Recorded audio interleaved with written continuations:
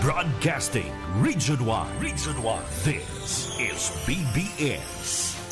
Bicol Broadcasting Systems Incorporated. DWLV. 91.9 megahertz. Your news and music stations. BBS. Basta Bareta. Sigurado.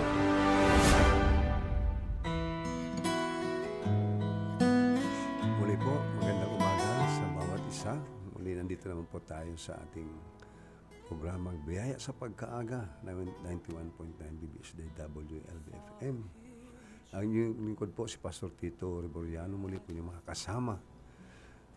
Kumusta po ba ang buhay natin? Kumusta ba nating buhay na patuloy nating sa bagong umaga ay binubulay-bulay natin ang salita ng Panginoon, natin napapakinggan at lubos na niyayakap upang lubusin ang mga katotohanan ito ay talagang maangkin sa ating buhay. Kaya po salamat na muli sa umagang ito na makakasama tayo sa tatapong minuto muli na para po ibahagi ang mabuting balita, ang salita ng Diyos na wala nang iba pong napakahalaga sa buhay natin. Sa atin pong pagpatuloy, nais ko pong buksan ang ating katalakayan sa umaga pong ito. Dito po sa aklat ng Kolosas. Kolosas, Kapitulo 3, versikulo 1 hanggang 4. Kolosas, Kapitulo 3, versikulo 1 hanggang 4. Ito po ang sinasabi, yamang binuhay kayong muli na kasama ni Kristo, ituon ninyo ang inyong pag-iisip sa mga bagay na nasa langit na kinaroroonan ni Kristo na nakaupo sa kanan ng Diyos. Ang mga bagay na panlangit ang isaisip ninyo, hindi ang mga bagay na panlupa. Sapagkat namatay na kayo at ang inyong buhay ay nakatago sa Diyos kasama ni Kristo. Si Kristo ang inyong buhay at kapag siya'y nahayag na, mahayag din kayong kasama niya at makakahati sa kanyang kaluwalhatian. Tayo po'y manalangin muli po, Panginoon. Salamat po sa umaga pong ito. Namin pong palaging umpisahan ang aming pagkagising sa umaga na nakatuon lamang po sa iyong salita. Tulungan mo po muli ang inyong mga lingkod, ang inyong mga anak na patuloy na nakikinig, na sila ay nagkakaroon ng kaaliwan. Tunay nga, O Diyos, ang iyong salita ay puno ng kaaliwan, kagalakan, kapayapaan, lahat-lahat, O Diyos, na dulot nito. Kaya, Panginoon, sa umaga pong ito muli, pangunahan mo po kami. Nasa pamagitan po ng salita ay ito'y napapakinggan ng mga tao na mas makita nila at manawaan nila ang panawagan mo na ang pagsuko ng buhay sa iyo, Panginoon, ang pagnanampalataya sa iyong anak na si Jesus. Wala nang ibang napakahalagang desisyon na dapat gawin sa buong buhay. Kaya muli po, sa umaga pong ito, ikaw po ang aming dakilang tagapagturo. Salamat po muli. Ito po ang tayong dalangin sa pangalan ni Jesus. Amen. Ang tipong tatalakayin ngayon ay ibig sabihin po ang sabi na ituon ang iyong isip sa mga bagay na walang hanggan. Yan. Ituon ang iyong mga isip sa mga bagay na walang hanggan. Ano po ba ang mga laman ng ating isip? Ano po ba parating ating iniisip? Yan po ang mga tinatanong namin sa isa paminsan-minsan sa paminsan-minsan po. Tatanungin natin, ano ba ang palaging laman ng aking kaisipan? Kung ikaw po tulad ko, palagi kang nag-iisip tungkol sa mga bagay, sa isang bagay po. Palagi marami tayong iniisip, Maaaring ito isang bagay na masaya, tulad ng pangarap tungkol sa ibang parating na bakasyon, lalo na yung mga pumunta pa lang, nag-celebrate ng Christmas season, maraming plano, pinuntahan, at bago nila ito ginawa, iniisip-isip nila malayo pa. O ang isang bagay na mahalaga tulad ng pangangailangan ng pamilya. So marami po tayong dapat talakayin, isaisip sa bawat araw ng ating buhay. Kadalasan po ang ating mga iniisip ay puno ng mga alalahanin. Kung minsan naman hindi masasaya, kung minsan mga alalahanin.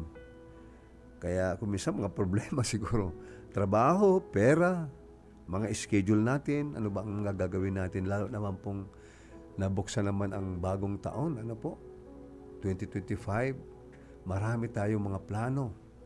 Iba't ibang aspeto ng buhay, maging estudyante, ikaw po'y papamilya, nag-uumpisa pa lang na maghanap ng trabaho o kaya nagtatrabaho na. Ang lahat po ito ay puno-puno ng ating mga schedule o mga plano. Madali pong kainin ng mga kagustuhan ang mga pangangailangan ng buhay na ito. Parati nakatuon tayo doon sa mga pangangailangan natin ng buhay na ito dahil ang kagalakan at kalungkutan ng mundong ito ay ating pang-araw-araw na katotohanan. Dito po sa mundong ating tinitirahan sa ngayon ay alam po natin ay marami pong kagalakan at may mga kalungkutan, may mga pangyayaring hindi natin inaasa na nangyayari. Oo nga po ay nabubuhay tayo sa lupa, ngunit ito po ang dapat nating tunghayan na mayroong mga espiritual na walang hanggang katotohanan na dapat din nating isaisip. Kasing totoo ng lahat ng ating iniisip sa ngayon sa mundong ito, ang mga espiritual na katotohanan po na dapat din natin maging laman ng ating isip, na dapat alam po natin ang mga bagay na ito. Dito po sa Kolosas Kapitulo 2, versikulo 12, sabi po dito, sa pamamagitan ng pananampalataya kay Kristo, tayo ay nabago sa isang bagong buhay. Yan po, tinuturo po dito na sa pamamagitan po ng pananampalataya kay Kristo at sa gawain ng banal na Espiritu, ang ating dating pagkatao ay inilibing kasama ni Kristo at tayo ay ibinangon na kasama ni Kristo sa isang bagong buhay. So alam niyo po natin na ang napakahalagang desisyon na magagawa ng isang tao ay pagkikipag-isa kay Kristo Jesus. Lalo na po kapatid ngayon naman sa mga bagong taon na ating mga plano. Dapat po ang mga plano natin ay hindi po nakatuon sa makasariling pamamaraan. Na kung saan parang sa atin lang nakasalalay ang lahat. Marami pa tayong mga schedule, mga plano sa buhay na kung minsan akala natin ito'y sarili nating kalakasan. Ngunit po, ito po'y pinapaalala sa atin ngayon na dapat natin talakayin din sa isip din kung ano po ang pagkikipag-ugnay natin kay Kristo Jesus. So doon po sa mga talagang nagtiwala na kay Jesu Kristo, dito po, pinapaalala po sa atin na yung dati nating pagkatao ay wala na. Ibig po sabihin yung sarili nating pagkatao, hindi na po nakasentro sa ating buhay. Hindi na po yung sinasabi nating self-centered o yung mga sarili nating mga pagnanasa, sarili nating mga plano. Kung ito po yung namamayani ay dapat isang tabi na po natin ito. Bigyan na po natin daan ang bagong buhay na binigay sa atin ng Panginoong Jesucristo. Kaya po, doon po sa ating nabasa kanina sa Kolosas 3, 1-4, nagpapatuloy sa pagsasabi po, nasabi dito, kung kayo nga ay muling binuhay na kasama ni Kristo, hanapin ninyo ang mga bagay na nasa itaas, kung saan naroroon si Kristo na nakaupo sa kanan ng Diyos. So tingnan po natin ang kabuuan ng plano ng Panginoon. Simula po, alam naman natin na katapos pa ng Pasko, ito po ay sinelebrate natin ang kapanganakan ni Jesus. At ito'y nangyari na ang lahat ng ito. At susunod naman po nating alalahan, ang talakayan naman po natin ay ang kanyang kamatayan. Natapos na rin ito. At alam natin ang Panginoon ay namatay, inilibing, muling nabuhay, uminakit na sa langit. At sabi nga natin, nasa kanan ng Panginoon. Nangyari na rin po ito.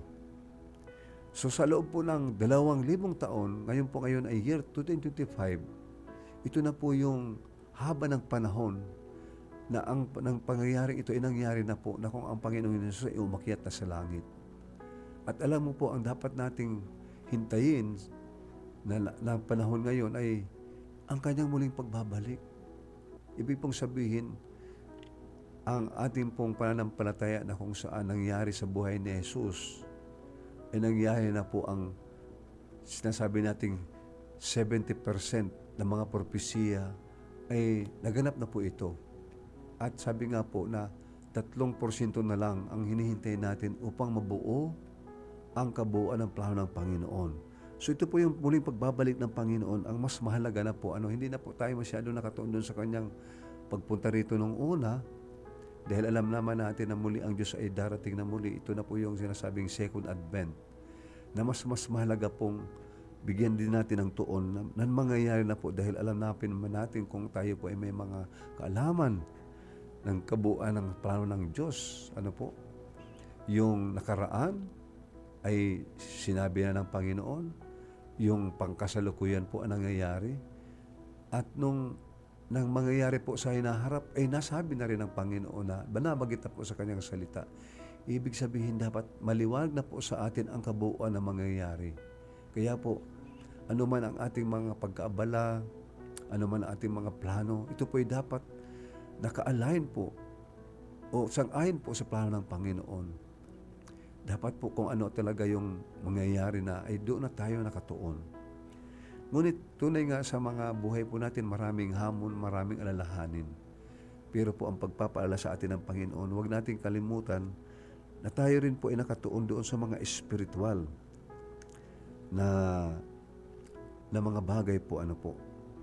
Kaya po, sabi dito, ituon ninyo ang inyong pag-iisip sa mga bagay na nasa itaas, hindi sa mga bagay na nasa lupa, sapagkat namatay na kayo. Ano po. Habang tayo po ay nabubuhay sa lupa, sa isang wasak, makasalanang mundo, alam naman po natin dito sa mundong ito, ay talagang, sabi nga natin, ay huwag hindi natin ibigin ang mundong ito. Kasi po alam naman natin ang mundo po ay makasalanang mundo. Ito po ay kasing totoo na tayo ay muling binuhay na kasama ni Kristo na nakaupo sa kanan ng Diyos. So totoo rin po ang mga bagay-bagay na tungkol sa Panginoon. Ano po? Kung totoo po ang mga pangyayari sa mundo ngayon, ito po ay totoo rin ang mga mangyayaring katotohanan sa salita ng Panginoon. Kaya po, sa pagbabalik po ni Kristo, tayo po ay magpapakitang kasama niya sa kaluwalhatian. Ito po yung napakagandang asahan pa natin. Maging tuunan pa natin ang pansin yung pagbabalik ng Panginoong Hesus. Kasi po, ang kanya pong pangako ay mayroon po tayong bagong buhay na nakatago sa kanya sa pagbabalik po ay makakasama na niya sa atin sa kaluwalhatian. Ano po? Isa rin pong dapat nating asam-asamin sa ating buhay ang muling pagdadating ng Panginoong Hesus, na makakasama tayo sa kaluwalhatian. Ano po? Yan po. Pagkatapos ay magkakaroon tayong lamang ng isang katotohanan. Ito po ang walang hanggang katotohanan. Kaya nga, sa ating pong tinatalakay ngayon, tayo po ay tinawag upang hanapin ang mga bagay na nasa itaas. Na po? Maging parte ng ating buhay palagi ang isa-alang-alang natin ang mga espiritual. Hindi lang po dapat lahat pisikal ang ating iisipin sa pang-araw-araw nating buhay. Dapat palagi nating bigyan tuon ang mga kagandahang loob ng Diyos, ang ating isa-isip po, na tayo po ay ibig sabihin po tayo nabubuhay tayo sa liwanag ng ating bagong realidad. So ibig sabihin, hindi na po tayo nabubuhay doon sa kadiliman. Ano po? Hinango na tayo ng Panginoon, inalis na tayo doon sa kadiliman, sa masamang mga pamumuhay, mga masasamang kaisipan. Ngayon po ay inilipat na tayo ng Panginoon para po sa mga bagay-bagay na makalangit o nasa liwanag na po tayo. Kaya po tinawag na, siyempre po ito ay isang hamon sa pang-araw-araw na buhay sa lupa. So may hamon na rin po sa atin sa pang-araw-araw natin sa buhay sa lupa. Kaya naman po ang Kolosas ay nagpapaalala sa atin na ituon ninyo ang inyong isip sa mga bagay na nasa itaas, hindi sa mga bagay na nasa lupa. Hindi po ito nangangahulugan na hindi na natin iniisip ang mga bagay sa buhay na ito. Hindi naman po ibig sabihin na hindi natin iisipin ang mga bagay po sa buhay natin. Kailangan din nating magbayad ng mga bayarin, bumili ng mga pamilihan, pumunta sa trabaho. Ngunit saan po natin ilalagay ang iyong isip? Although po, abala po tayo sa pang-araw nating pamumuhay. Alam naman po natin, kailangan din tayong mabuhay habang nandito tayo sa lupa. Marami tayong mga pangangailangang pisikal. Pero ang tanong ngayon, saan ba natin itutuon ang ating isip? Ano po ba ang mga kumukonsumo sa ating mga kaisipan? Nasaan ba ang iyong hilig? So ang itakda ang iyong isip sa mga bagay sa itaas ay nangahulugan po na ikaw ay nananahan sa kagandahan ng Diyos. Palagi po nating alalahanin ang pag-ibig ng Diyos, ang mga layunin ng Diyos. Huwag po natin isang tabihan. Palagi pong parte po ng ating mga plano, isip, ang mga bagay-bagay po na dahil sa kagandahan ng Panginoon, kung sino ba ang Diyos sa pang-araw-araw natin, ang lahat ng kanyang mga plano, mga bagay pong ito, ay dapat po nating isaisip. Isipin po ang iyong bagong pagkakilalan lang kay Kristo. Sa halip na mahuli sa mga gawain at gawain ng mundo, unahin kung ano ang inuuna ng Diyos. Ano po? Ano ba yung mga hiningi sa atin ng Panginoon para tayo po ay palaging mapasa Kanya sa bawat araw. Sa halip po na mag-alala tungkol sa mga bagay na sa lupa, manalangin sa iyong tagapagligtas sa itaas. Yan, hindi po natin dapat kalimutan ang pakikipanaig palagi sa Diyos. Ibig sabihin, gaano man tayo kaabala, hindi po magiging dahilan na wala na tayong oras sa Panginoon. Dapat nga napakahalaga po na palagi nating tuunan ng pansin bago tayo magsimula sa umaga. Ito po yung sinasabing devotion time o quiet time na nakikipanag-ugnayan tayo sa Panginoon, nagbubulay-bulay na Kanyang salita at nananalangin. Sana po yan po palagi ang ating pag-uumpisa sa ating oras ng ating pagtatrabaho. Kaya po, hanapin muna, sabi nga po sa Mateo 6:33, ano po itong, sabi po dito sa Mateo 6:33, hanapin muna ang kaharian ng Diyos at ang Kanyang katuwiran at ang lahat ng mga bagay na ito lamang ay idaragdag sa inyo. Ano po? Iyan. Ang problema po ngayon kasi kuminsan po ang tao dahil na siguro sa kanyang mga pangangailangan, mga alalahanin, kuminsan po, yan ang inuuna. Ano po? Sabi niya, siguro pagtapos na ako nitong mga gawain ko, saka ako magbabasa ng Bible. Ay, pasensya na po, wala akong oras sa pagbabible study dahil marami po akong ginagawin. Ano po? Yan po nakakalungkot ko minsan. Pag naririnig ko po sa isang tao, pag ako po yung nagbabahagi ng salita ng Panginoon, at sabi ko po, ito po ang mabuting balita. Binabahagi ko po ang mabuting balita tungkol kay Kristo kasi po, wala nang ibang napakahalaga po sa mundong ito na talagang maligtas ang mga tao. Ngunit po nakakalungkot kung minsan na sa akin po pagsasabing, mag-aral po tayo ng salita ng Panginoon. Magbasa po tayo. Sabi niya, opo, sige po. Gagawin ko po ito pag hindi na ako busy. Alam niyo po, sa totoo lang, ang pagbabasa ng Bible po o kaya ang pakikipag-ugnayan natin sa Diyos ay meron po tayong kalaban na si Satanas. Si Satanas po ay gusto niyang ilayo tayo sa Biblia. Ilayo tayo sa kaugnayan natin sa Panginoon. Dapat pong makita yan ng tao na mayroon tayong kalaban na nais agawin ang ating oras para hindi po tayo makatuon ng oras sa Panginoon. Lalo na po sa Kanyang salita. Kasi po napakahalaga talagang magbasa ng salita ng Panginoon na kung saan sa ating pagbabasa po ng salita ng Diyos ay ang Diyos mismo nangungusap po sa atin. At marami po tayong malalaman na napakaganda na ang alam naman po natin na ang salita ng Diyos ay puros katotohanan.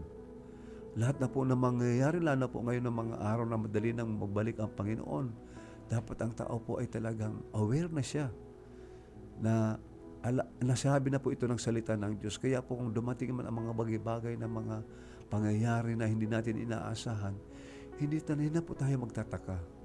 Ngunit sa halip na tayo ay patakot, magkakaroon tayo ng panatagan sa ating buhay, sa ating kalooban. Iyan po ang napakaganda. Pag alam na po natin ang lahat ng mangyayari, dahil alam naman natin ang Diyos ang siyang may kontrol sa lahat ng bagay. Siya po ang may kontrol sa lahat ng panahon. Siya po ang may kontrol sa ating buhay. Siya po lahat. Kaya kung ipapanatag lang po natin ating buhay sa Panginoon, isusuko lang po natin ay talaga pong magkakaroon po tayo ng tunay na kapayapaan. Ngunit nakakalungkot nga po, sabi ko nga, na marami po sa tao talaga na para bang hindi nila binibigyan ng pansin ang salita ng Panginoon. Kaya po, sana sa bawat buhay po ng atin ay huwag po natin kalimutan ang mga espiritual na aspeto ng buhay. Kaya po, saka lang po natin idinaragdag ang Diyos pag wala na tayong oras. Ano po? Binabaligtad po natin itong Mateo 6:33. Kasi po sabi ng Panginoon na hanapin muna natin ang kaharian ng Diyos at ang kanyang katuwiran at ang lahat ng bagay idaragdag na lang. Ngunit ang ginagawa po ng tao, binabaligtad po ito.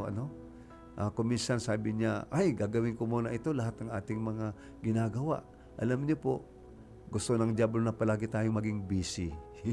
Yan po yung mga taong kuminsan pag ayaw magbasa ng Bible, bibigyan ka talaga ng kaabalahan sa buhay. Lahat lang trabaho. At saka mo sasabihin na, saka ko babasahin ang Biblia pag may oras na ako.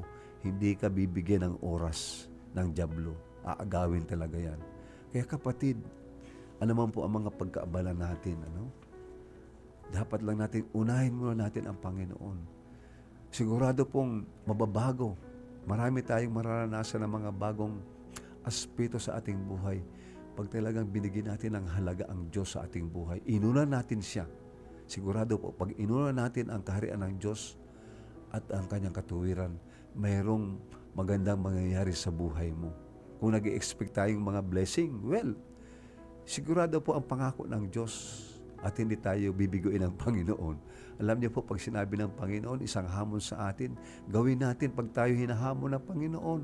At sigurado po, hindi na tayo mag-atubiling tumanggap sa Kanya. Hindi na tayo mag-worry pa. Ibibigay po ng Diyos ang talagang para sa atin kung tayo susunod lang po tayo sa Kanya. Kaya po mga kapatid, yan nga, sabi nga dito sa Mateo 6:3, siyempre po ang buhay sa lupa ay hindi kapanipaniwalang mahalaga pa rin. Ang Diyos po ay labis na nagmamalasakit sa mga tao at sa mga pangyayari sa ating buhay. Habang itinatakda natin ang ating isipan sa mga bagay sa itaas, hindi ito nangangahulugan na binabaliwala natin ang mundo sa paligid natin. Aware din po tayo sa ating kapaligiran. Ngunit, nangangahulugan ito na mayroon tayong lubhang kakaibang pananaw. Yan. Although po, marami tayong mga tinitingdan sa pang-araw natin pamumuhay, pamilya, trabaho, pera, kung ano-ano man ang ating mga plano. Maraming mga bagay pong ito. Ibig sabihin po, iba rin ang pananaw pag tayo po ang ating buhay ay nakatuon sa Diyos. Ang ating mga layunin sa trabaho, ang ating mga prioridad sa pera, ang ating mga hangarin para sa ating mga anak, ang ating mga kasiyahan sa bawat araw ay nakatakda sa lahat po ng konteksto ng isang bagong buhay kay Kristo. Although po, may mga bagay tayo, ibig sabihin, iba pa rin na tayo po ay kay Kristo na. Ibig sabihin, siya na po ang ating priority sa buhay. Na isa sa katuparan naman po ang lahat. At alam niyo po, kung minsan ang tao, kung titinan po natin ang tao, kung siya po ay namumuhay lang sa pisikal, abala lang sa lahat ng bagay, alam niyo po, sa buong araw, kabiguan. Kung minsan, pagod na siya. Ibig sabihin, maghapon, matutulog na lang hanggang gabi. Iyan po ang mga taong kuminsan ay walang kapahingahan pag hindi niya ibinigyan ng tuon ng pansin, ang pagbibigay tuon sa mga makalangit, sa mga maka-espiritual na buhay. Pagod pa siya sa buong araw, maghapon maging pagod siya. Pero po, ang isang taong binibigyan pansin, nakakatuon pa rin, gaano man po siya pagkaabala, pero kanyang isipan ay doon sa mga panlangit, alam niyo po, nagkakaroon ng kapahingahan at kapayapaan. Matapos man po ang 24 hours o isang araw ng kanyang buhay, mahimbing kanyang tulog. Mayroon pong kasiyahan sa ating kaluluwa. Ika nga. Iyan po ang napakagandang maranasan ng isang buhay na nakatuon kay Kristo. Kaya po, tayong mga Kristiyano, ituon mo ang iyong isip sa mga bagay sa itaas. Tandaan, ikaw ay namatay, ikaw ay nabuhay, at ikaw po ay nakaupo na nakasama ni Kristo. Iyan po ang buhay. Mga kapatid, Kung hindi pa natin natatamasa ang mga bagay na ito, palagi po nating alalahanin ang mabuting balita. Ibig pong sabihin, diyan nag-uumpisa ang ating relasyon sa Panginoon. Kung hindi pa natin isinusuko ang ating buhay sa Diyos, bagong taon na naman, marami tayong mga pangarap sa buhay, mga plano na babaguhin sa buhay. Hindi mo kayang baguhin ang iyong buhay sa pamamagitan ng sarili mong kapangyarihan. Umpisahan mo ang bagong taon na ito, ang bagong buhay na kikipag-isa kay Kristo.